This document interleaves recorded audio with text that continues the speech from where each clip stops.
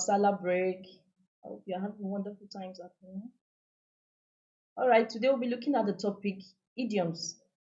And I hope at the end of this lesson, you'll be able to understand what an idiom means.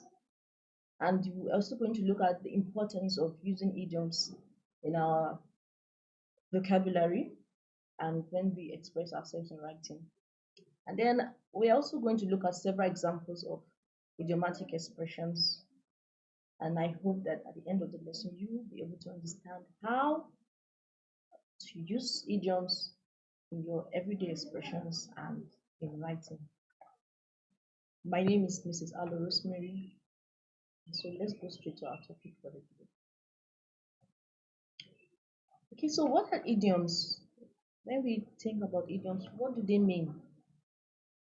Idioms are figurative expressions that are used to beautify what we write or say. And they are unique in the sense that we cannot get the meaning of the expressions by knowing the meaning of the individual words. We cannot just look at the word, the way they are used, and then we can say, okay, this is what it means. There is an underlying meaning to it. Okay, so that's why they are called figurative expressions. To take this further, an idiom is a phrase whose meaning is not obvious from looking at the individual words. And then, why are idioms important? What is the importance of using idioms? Why are we treating this as a topic? Now, over the years, idioms have developed over time, and so there are so many idioms. Some of them they are used every day. We don't even know that they are idiomatic expressions. They are kind of random to a lot of us. And what is unique about idioms is that they often rely on analogies and metaphors. There is an underlying meaning to idiomatic expressions. In Africa, we can liken idioms to proverbs. Now, because they are used so often in everyday English, if you, as a student of English, you don't know them, it's almost impossible to understand the context. So you have to learn and understand what an idiom is. This is very, very important as a student of English. So learning common idioms in English will help you fit in with most situations, whether you are at a football game, whether you're studying or having a conversation. Having an in-depth knowledge of idiomatic expressions will help you in a long way. All right, so the key to understanding idiomatic expressions is never to look at them or read them in the literal sense. You cannot just look at them and then say, okay, this is what it means, right? The words the words just don't make sense when you look at them like that. All right. So you need to learn them in context so you understand their true meaning. All right. So now we're going to be looking at several examples of idiomatic expressions. All right. The first example we're looking at is the expression on the board. It says to find a mare's nest. What does this mean? It means to make an illusionary discovery. Okay. Illusionary means something that is not real, imaginative. Okay. So the next example is to have Dutch courage. To have Dutch courage means to have an alcohol-induced courage, a courage that you cannot have in your normal senses. Okay. All right. Then we have the next example. It is to be a dog in a manger means someone who destroys what he cannot enjoy. Next example, to give a fallen hope. This means to be hopeless or to give hope where there is no hope at all. To be a henpecked husband means a husband under the wife's control. To go on a wild goose chase or to be on a wild goose chase means to embark on a fruitless venture. To be the proverbial ostrich means to be unrealistic. To cause a storm in takeoff means to cause great excitement over very little matters. Can you imagine that? We have a teacup and there's a storm over the teacup, okay, or in the teacup. It means to have or to cause great excitement over very little matters. To make a mountain out of a molehill means to exaggerate. Then we have to be a chip of the old block. This is for children who look exactly like their parents, okay? We have maybe someone, maybe one or two of you is the exact copy of either your mom or your dad, okay? But in this case, it's actually someone's father. So you may look exactly like your father, and someone may look at you and say, "Wow, we are cheap off the old block." So this means to be a replica of one's father. Next example, to butter someone up means to flatter someone. And then to burn candles at both ends means someone who works extra hard. Next idiomatic expression is to be at sea. This means to be confused. Then we have to be between the devil and the deep blue sea. This means to be in a dilemma. To cut corners means to cheat.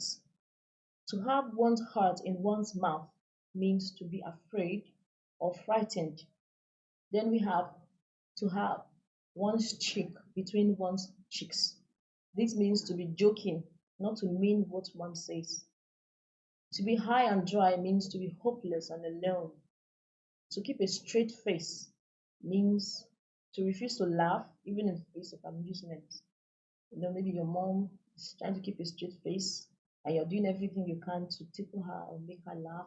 Then she's making every effort not to laugh. Okay, so this means you can put this in an idiomatic expression and it means to keep a straight face. And it means, it says to keep a straight face, which means refusing to laugh even in the face of amusement. Next idiomatic example is to look for a needle in the haystack. This means to look for something in impossible locations or impossible places. To lose face means to be humiliated. To be humiliated. To be a greenhorn means to be a novice or to be inexperienced. To lose one's head means to be overexcited. Then to make no bones about means to be blunt or to be frank. To play fast and lose with means to be uncaring about someone's feelings or emotions. To pull a long face means to be sad. To be thick in the head means to be stupid. Someone's Achilles heels means a person's weak points. Okay? And then to come to a head means to reach a critical situation. To put in an appearance means to show your face in a place and disappear. You could go for a wedding ceremony and you have other places to you want to go, and then you just decide to put in an appearance. This means you just decide to show your face, okay, to show your presence in that place and then to leave the place, okay. Then the next example is to bury the hatchet. This means to make peace. To live a Spartan life means to live a disciplined life. To kill the goose that lays the golden eggs. Wow. This means sacrificing future benefits for immediate need.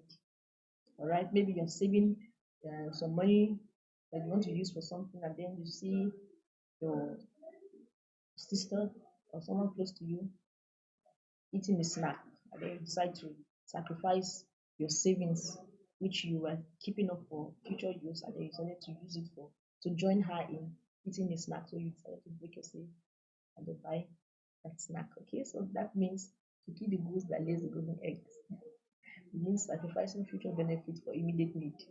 All right, so next example is don't judge a book by its cover. I don't know if you've heard me saying this in the class. All right, and so this means don't form an opinion about a thing or person based on appearance.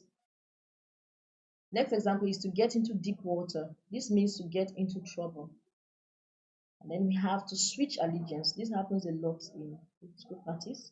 A politician can try to leave one political party to the next political party for whatever personal reasons. And so you can use the idiomatic expression to switch allegiance, which means to change support. To win a knife-edge victory, this means to win by a narrow margin. To turn in one's grave means for a dead person to be shocked or angry. Right? This cannot be literal. No dead person can turn in their grave. Okay, but it can happen in idiomatic expressions. And then we have to be big-headed. This means to be vain or arrogant. To be in the limelight. This means to be popular, to be famous, to be well known. And then we have to be high-handed. This means to be overbearing or strict. To throw out the baby with the bath water. This means to destroy the good that someone has done while trying to eliminate the bad. To square an account, this means to pay a bill. You can use this as an idiomatic expression. Maybe you're owing someone and you just meet the person and say, let's square accounts, let me square accounts with you. This means tell me what I'm owing you so I can settle the bill. Alright? Okay, so I hope I've been able to give you several examples of idiomatic expressions that you can use. And I hope you have an understanding of why um, using idiomatic expressions are important. And I would like you to come up with several other examples of idiomatic expressions. You can browse this up, check up how idiomatic expressions can be used. You can learn the different and many idiomatic expressions that are out there and available so that you can build up your vocabulary on idiomatic expressions. Okay, so for now, we have come to the end of this lesson. If there are any questions, please do where to reach me at the number below. Thank you and do have a very wonderful day.